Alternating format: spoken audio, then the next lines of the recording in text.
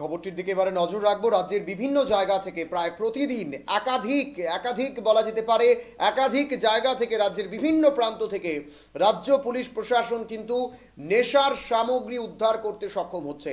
রাজ্য জুড়ে যেভাবে নেশার রমরমা ছেয়ে গেছে, সেই রমরমাকে বন্ধ করতে যেভাবে নেশার সামগ্রী প্রতিনিয়ত রাজ্যের বিভিন্ন প্রান্ত থেকে উদ্ধার হচ্ছে, তা কিন্তু নিঃসন্দেহে এক প্রকার চিন্তার ভাঁজ প্রত্যেকের মনে।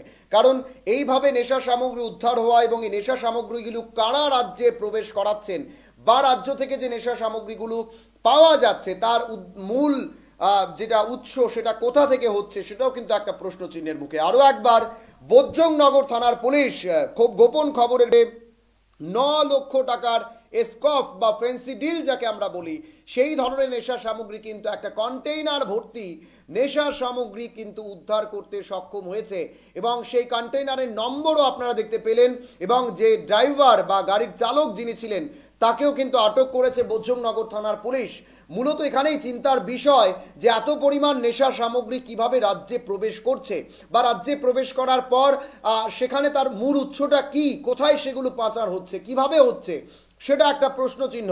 এবং পুলিশ কিন্তু রাজ্যের মুখ্যমন্ত্রীর যে নির্দেশ, সে নির্দেশকে একেবারেই মান্যতা দিয়ে কাজ চালিয়ে যাচ্ছে। প্রায় প্রতিদিন রাজ্যের বিভিন্ন এলাকা গলিতে গলিতে কিন্তু ছাপা পুলিশ মারছে এবং সেখান থেকে প্রচুর পরিমাণে নেশা সামগ্রী পুলিশ উদ্ধার করে বাজেয়াপ্ত তারা কিন্তু করছেন।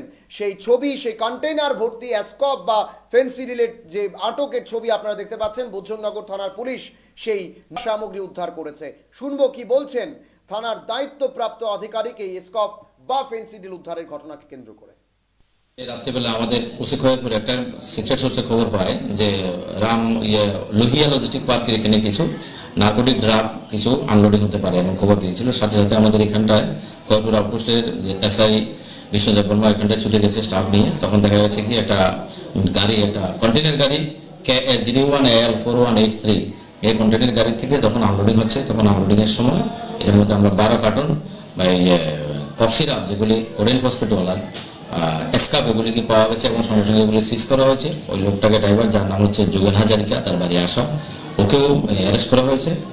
তারপরে আমরা একটা কেস হাতে নিয়েছি, ওকে অ্যারেস্ট করে আমরা সমস্ত প্রসিডিউর মেনটেন করে কেস নাম্বার 78 আর আন্ডার সেকশন 21C, 25 আর 29 NDPS অ্যাক্টে ওকে আমরা আজ পাঠাবো এবং আমরা পুলিশ ডিমান্ড চাইবো যাতে এটার পিছনে কিংপিন কে আছে। আর এটার কালোবাজারি মূল্য অ্যাপ্রক্স 9 লাখ আর মোর দেন 9 লাখ। গাড়িটা কোথা থেকে আসছিল? গাড়িটা আউট অফ স্টেট, আমাদের ত্রিপুরার বাইরে থেকেই আসছিল। মানে এখানে কোন জায়গাতে? এখানে হলো খয়েরপুর বাইপাস।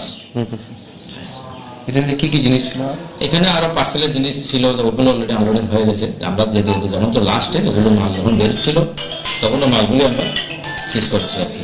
ওই মালগুলি যখন নামছিল ওই মুহূর্তে আমরা গাড়ির ড্রাইভার সবগুলো আমরা পেয়েছি আর কি। 12 কার্টন মাল। কোন জায়গায় উদ্দেশ্যে নেওয়া হয়েছিল? কোন জায়গায় উদ্দেশ্যে নেওয়া হয়েছিল এবং কিছু কি বের করা হয়েছে? এটা হয়তো বা কোনো স্মাগলিং এর জন্যই আমাদের স্টেটে আসছে। রাত্রেবেলা আমাদের ওসি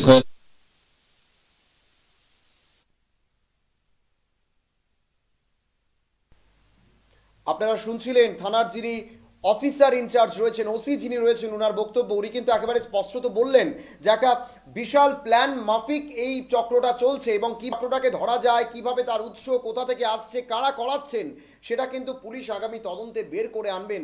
এবং একাধিক পরিমাণ এইভাবে স্কফ, নেশা সামগ্রী, ফেন্সি ডিল উদ্ধারের ঘটনা কিন্তু নিঃসন্দেহে একটা চাঞ্চল্য ছড়িয়ে দেয় গোটা রাজ্য জুড়ে। সকলের মনে একটাই চিন্তা উঠতে থাকে যে কিভাবে ঘটছে এই ঘটনাগুলো এবং কারা এর পেছনে, এই বিশাল চক্রটা কারা রয়েছেন, সেটাও কিন্তু একটা প্রশ্নচিহ্নের মুখে দাঁড়িয়ে যায়। এবং সেখানেই মূল প্রশ্ন, সেটা খুঁজে বের করা কারা এর পেছনে রয়েছেন। এখন সময় ছোট্ট একটা বিজ্ঞাপন বিরতির, সঙ্গে থাকুন।